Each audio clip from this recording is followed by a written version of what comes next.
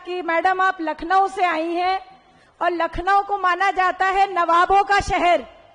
तो मैंने कहा भैया उनको हमने उसी अंदाज में बयां किया क्योंकि लखनऊ में शायरी भी बहुत चलती है, तो इसीलिए मैं वो 2 पंक्तियां आपको सुनाऊंगी कि तरकश में अपने छोटे मोटे तीर नहीं है। मैंने उन्हें जवाब दिया कि तरकश में अपने छोटे मोटे तीर नहीं है। कौन कहता है जिस भूमि से अपर्णा यादव आती है वहां कोई वीर नहीं है?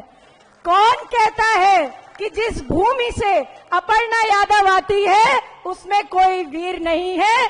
प्रभु राम के अनुज श्री लक्ष्मण बाबा की वो धरा है। इसलिए लखनऊ किसी नवाब की जागीर नहीं है, लखनऊ किसी नवाब की जागीर नहीं है। इसे मैं जिस भूमि से आई हूं वो उस भूमि का नाम है उत्तर प्रदेश। और जब मैं यहाँ पर बंबई में लैंड करके आई तो मुझसे मेरे भाई बहनों ने पूछा कि मैडम आप लखनऊ से आई हैं और लखनऊ को माना जाता है नवाबों का शहर। तो मैंने कहा भैया उनको हमने उसी अंदाज में बयां किया क्योंकि लखनऊ में शायरी भी बहुत चलती है, तो इसीलिए मैं वो 2 पंक्तियां आपको सुनाऊंगी कि तरकश में अपने छोटे मोटे तीर नहीं है। मैंने उन्हें जवाब दिया कि तरकश में अपने छोटे मोटे तीर नहीं है। कौन कहता है जिस भूमि से अपर्णा यादव आती है वहां कोई वीर नहीं है?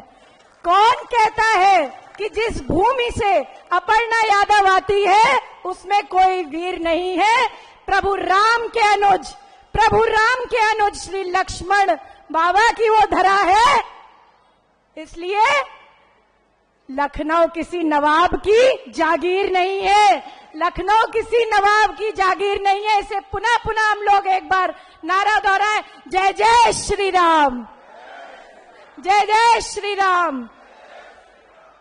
मुंबई में अगर हम बात करें तो ये सिर्फ एक शहर नहीं है, इसे भारत का दिल माना गया है, इसे सपनों की नगरी कहा जाता है, यहाँ मेहनत कशों की राजधानी इसको कहा जाता है। और हर कोने में यहाँ पे उत्तर प्रदेश, बिहार, मध्य प्रदेश के मेरे भाई बहन अपनी कमाई से परिवार चलाते हैं। हमारे यहाँ ये वही भाई बहन है और अनेक मेरे मराठी भाई बहन भी अपने सपने पूरे करते हैं, अपना परिवार पालते हैं। लेकिन हमारा सवाल आपसे ये है कि क्या इन सपनों को पूरा करने वाला हमारा सही हाथ है? पिछले सालों में हमने देखा कि सड़कें टूटी, बाढ़ आई तो पानी नहीं निकाला गया, गरीबों के लिए घर नहीं बने, बेटियों की सुरक्षा का सवाल अनसुलझा रहा और सबसे बड़ी बात विकास की रफ्तार को धीमी किया गया। लेकिन अब हमारा समय बदल गया है, अब महायुति आई है। मोदी जी की सोच, आदरणीय फडणवीस जी का संकल्प, हमारे शिंदे साहब की मराठी माणूस की ताकत और आरपीआई का ये चक्र पूरे महाराष्ट्र को एकजुट बल देगा। महायुति का वादा साफ है कि हर वार्ड में साफ सफाई, पानी, बिजली, बेहतर रोड्स, मुंबई को हमारे स्मार्ट, ग्रीन और सेफ सिटी बनाना है। हमारी बेटियों के लिए बेहतर शिक्षा, बेहतर नौकरी और सुरक्षा प्रदत्त होगी। उत्तर भारतीय भाइयों बहनों के लिए सम्मान और अवसर और कोई भेदभाव नहीं, सिर्फ और सिर्फ विकास पर राजनीति होगी। हमारे यहाँ तो जैसे हम लोग कहते हैं कि 2 उप मुख्यमंत्री हैं, एक मुख्यमंत्री, हम लोग कहते हैं डबल इंजन की सरकार है। जब महाराष्ट्र में हमारे यहाँ 3 पार्टियां मिलकर के चुनाव कह रही हूं तो मैं एक नया नारा दे रही हूं कि ट्रिपल इंजन की सरकार हमारे यहाँ ऐसे चलेगी कि केंद्र, राज्य और बीएमसी मिलकर मुंबई को नई ऊंचाइयों पर ले जाएंगे। और हाँ, जो लोग बार बार बोलते हैं, परिवारवाद की बात करते हैं, वो झूठ बोलते हैं, वो भूल जाते हैं कि भारत का अस्तित्व हर एक माता, हर एक भाई, हर एक बहन, हर एक पुत्र की वजह से है, क्योंकि हम सब भारत माता के ही शिशु हैं। जो राष्ट्र पहले सोचता है, जैसे हमारे परम आदरणीय प्रधानमंत्री, वही सच्चा सेवक माना जाता है। मैंने भी वही रास्ता चुना है, राष्ट्र धर्म और सबसे ऊपर मैं आपको एक ही बात कहूंगी कि 15 जनवरी को जब आप जाएंगे सुबह तो क्या दबाएंगे? कमल का।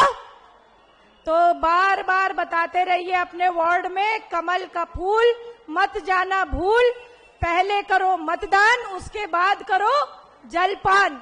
मैं एक बार नारा दूंगी, कमल का फूल मत जाना भूल। आप बोलिए मेरे साथ, कमल का फूल और पहले मतदान उसके बाद और जितनी मेरी महिलाएं बैठी हुई हैं, नाश्ता मत दीजिएगा मेरे भाइयों को सुबह का, अगर मतदान करने नहीं गए। पहले कहिएगा मतदान करके आओ, उसके बाद घर में नाश्ता करेंगे।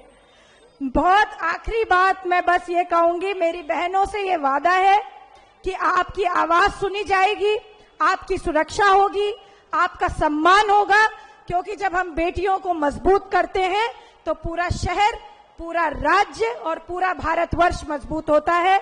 जय महाराष्ट्र, जय हिंद, महायुति जिंदाबाद, मुंबई जिंदाबाद, उत्तर प्रदेश जिंदाबाद, भारत माता की, धन्यवाद।